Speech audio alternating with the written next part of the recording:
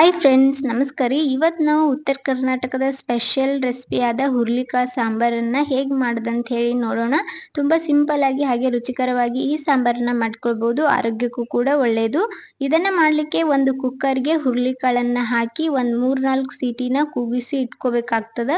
ನುಣ್ಣಗೆ ಆಗೋವರೆಗೂ ಇದನ್ನು ಕುದಿಸಿ ಇಟ್ಕೊಳ್ಳೋಣ. ಈ ಕಡೆ ನೋಡ್ಬೋದು, ನಾನು ಒಂದು 3-4 ವಿಸಿಲ್ ಕೂಗಿಸ್ಕೊಂಡಿದ್ದೀನಿ. ಇವಾಗ ಚೆನ್ನಾಗಿ ಕುದ್ದಿದೆ ಹುರುಳಿಕಾಳು.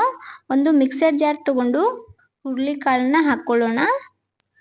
ಎಲ್ಲ ಹುರುಳಿಕಾಳನ್ನು ಈ ಥರ ಕುಕ್ಕರ್ಗೆ ಹಾಕ್ಕೊಳ್ಳೋಣ. ಅದಕ್ಕೇನೆ ಅದರಲ್ಲಿರುವ ನೀರನ್ನು ಸಹ ಸೇರಿಸ್ಕೊಳ್ಳೋಣ. ಆ ನೀರನ್ನು ವೇಸ್ಟ್ ಮಾಡೋದು ಬೇಡ. ಅದನ್ನು ಸಹ ಹಾಕ್ಕೊಂಡು ರುಬ್ಬೋದಕ್ಕೆ ಸಹಾಯ ಆಗ್ತದೆ. ಒಂದು ಸ್ವಲ್ಪ ಹುರುಳಿಕಾಳನ್ನು ಸಹ ನಾನು ಸೈಡಲ್ಲಿ ಇಟ್ಕೊಂಡಿದ್ದೀನಿ. ಇವಾಗ ಇದನ್ನು ನುಣ್ಣಗೆ ರುಬ್ಕೊಂಡು ಬರೋಣ. ನೋಡ್ಬೋದು, ಈ ಥರ ನಾನು ತರಿಯಾಗಿ ರುಬ್ಕೊಂಡು ತೊಗೊಂಡಿದ್ದೀನಿ. ಇದನ್ನು ಸೈಡಲ್ಲಿ ಇಟ್ಕೊಳ್ಳೋಣ. ಈ ಕಡೆ ಒಂದು ಕುಕ್ಕರ್ ತೊಗೊಂಡಿದ್ದೀನಿ.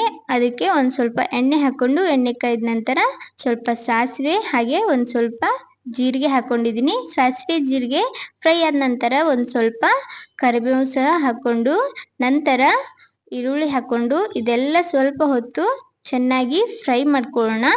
ಎಲ್ಲ ಚೆನ್ನಾಗಿ ಫ್ರೈ ಆದ ನಂತರ ಇದಕ್ಕೇನೆ ದೊಡ್ಡ ಸೈಜ್ 2 ಈರುಳ್ಳಿನ ಕಟ್ ಮಾಡಿ ಸೇರಿಸ್ಕೊತಾ ಇದ್ದೀನಿ. ಇದಕ್ಕೆ ಸ್ವಲ್ಪ ಈರುಳ್ಳಿ ಜಾಸ್ತಿ ಇರಬೇಕು, ಅಂದರೆ ರುಚಿ ಕೂಡ ಚೆನ್ನಾಗಿ ಬರ್ತದೆ. ಈರುಳ್ಳಿ ಹಾಕ್ಕೊಂಡು ಈರುಳ್ಳಿನ ಚೆನ್ನಾಗಿ ಫ್ರೈ ಮಾಡಬೇಕಾಗ್ತದೆ. ಈರುಳ್ಳಿ ಬಣ್ಣ ಚೇಂಜ್ ಆಗೋವರೆಗೂ ಇದನ್ನು ಫ್ರೈ ಮಾಡ್ಕೊಳ್ಳೋಣ. ಇವಾಗ ನೋಡ್ಬೋದು, ಈರುಳ್ಳಿ ಚೆನ್ನಾಗಿ ಫ್ರೈ ಆಗಿದೆ. ಇದಕ್ಕೇನೆ ದೊಡ್ಡ ಸೈಜ್ 1-2 ಟೊಮೆಟೊನ ಕಟ್ ಮಾಡಿ ಹಾಕಿ ಫ್ರೈ ಮಾಡಿಕೊಂಡು, ಅದಕ್ಕೇನೆ ಒಂದು ಸ್ವಲ್ಪ ಅರಿಶಿಣ ಪುಡಿ ಹಾಗೆ 1 ಚಮಚದಷ್ಟು ಧನಿಯಾ ಪೌಡ್ರ್ ಸೇರಿಸ್ಕೊಂಡಿದ್ದೀನಿ. ಇವಾಗ ಉತ್ತರ ಕರ್ನಾಟಕದ ಮಸಾಲೆ ಖಾರ 1-2 ಚಮಚದಷ್ಟು ಹಾಕ್ಕೊಂಡು ಇದನ್ನೆಲ್ಲ ಸ್ವಲ್ಪ ಹೊತ್ತು ಚೆನ್ನಾಗಿ ಫ್ರೈ ಮಾಡ್ಕೊಳ್ಳೋಣ. ಟೊಮೆಟೊ ಒಂದು ಸ್ವಲ್ಪ ನುಣ್ಣಗಾಗೋವರೆಗೂ ಫ್ರೈ ಮಾಡಬೇಕಾಗ್ತದೆ. ಟೊಮೆಟೊ ನುಣ್ಣಗಾಗೋದಕ್ಕೋಸ್ಕರ ನಾನಿಲ್ಲಿ ಒಂದು ಸ್ವಲ್ಪ ಉಪ್ಪನ್ನು ಸೇರಿಸ್ಕೊಂಡಿದ್ದೀನಿ. ಉಪ್ಪು ಹಾಕ್ಕೊಂಡು ಚೆನ್ನಾಗಿ ಇದು ಫ್ರೈ ಮಾಡಿಕೊಂಡು, ಇವಾಗ ಮೊದಲೇನು ಪೇಸ್ಟ್ ಮಾಡಿ ಇಟ್ಕೊಂಡಿದ್ವಿ ಹುರುಳಿಕಾಳು, ಅದನ್ನು ಸೇರಿಸ್ಕೊಂಡಿದ್ದೀನಿ. ಹುರುಳಿಕಾಳು ಪೇಸ್ಟನ್ನು ಹಾಕ್ಕೊಂಡ್ಬಿಟ್ಟು ಇದನ್ನೊಮ್ಮೆ ನೀಟಾಗಿ ಮಿಕ್ಸ್ ಮಾಡ್ಕೊಳ್ಳೋಣ. ನಂತರ ಇದಕ್ಕೇನೆ ಎಷ್ಟು ಬೇಕು ಅಷ್ಟು ನೀರನ್ನು ಹಾಕ್ಕೋಬೇಕಾಗ್ತದೆ. ನೀವು ಕನ್ಸಿಸ್ಟೆನ್ಸಿ ನೋಡಿಕೊಂಡು ನೀರನ್ನು ಹಾಕ್ಕೊಳ್ಳಿ. ನಾನಿಲ್ಲಿ ಒಂದು ಸ್ವಲ್ಪ ನೀರನ್ನು ಹಾಕ್ತಾ ಇದ್ದೀನಿ. ನೀರು ಹಾಕಿಬಿಟ್ಟು ಇದಕ್ಕೊಮ್ಮೆ ನೀಟಾಗಿ ಮಿಕ್ಸ್ ಮಾಡ್ಕೊಳ್ಳೋಣ. ನೋಡ್ಬೋದು, ನಾನಿಲ್ಲಿ ಈ ಕನ್ಸಿಸ್ಟೆನ್ಸಿಯಲ್ಲಿ ಸಾಂಬಾರನ್ನ ಮಾಡ್ಕೊಂಡಿದ್ದೀನಿ.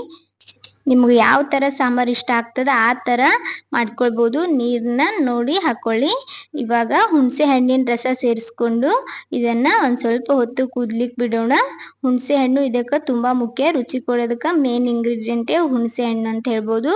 ಒಂದು ಸ್ವಲ್ಪ ಹೊತ್ತು ಕುದಿಸ್ಕೊಂಡ ನಂತರ ಲಾಸ್ಟಲ್ಲಿ ಕೊತ್ತಂಬರಿ ಹಾಕ್ಕೊಂಡು ಇದನ್ನು ಸ್ವಲ್ಪ ಹೊತ್ತು ಕುದಿಸ್ಕೊಂಡ್ರೆ ಸಿಂಪಲ್ ಆಗಿ ಹಾಗೆ ಆರೋಗ್ಯಕರವಾದ ಈ ಹುರುಳಿಕಾಳು ಸಾಂಬಾರು ರೆಡಿ ಆಗ್ತದೆ. ಉತ್ತರ ಕರ್ನಾಟಕದ ಸ್ಪೆಷಲ್ ಹುರುಳಿಕಾಳು ಸಾಂಬಾರು ಇದೇ ಥರ ಇರ್ತದೆ.